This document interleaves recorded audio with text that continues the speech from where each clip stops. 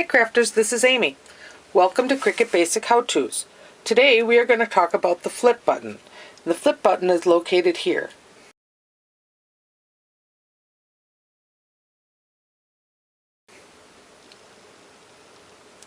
So I'm going to load up my cutting mat with some paper on it.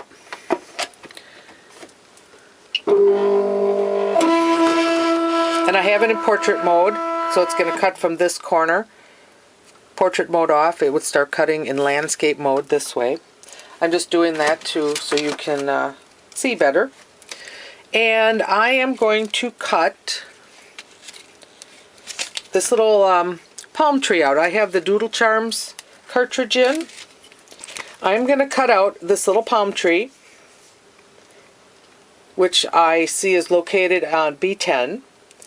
And I am going to cut it out, let's just make it about a 5-inch palm tree. So my size dial to 5 inches. I know it's B10, so I'm going to press B10. And I'm going to cut that item.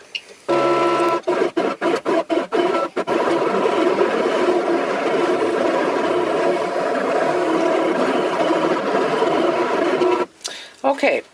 I'm going to just peel that off here so you can see the little palm tree. So you can see the negative space here. So now I'm going to press the flip button and it will flip the image so it will cut it like a mirror image of it. So let's go back to the B10, press that, and cut.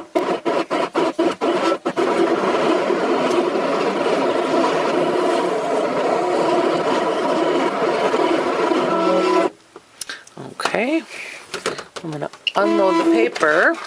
I'm going to pull that one off. And now you can see the image is cut, a mirror image, flipped.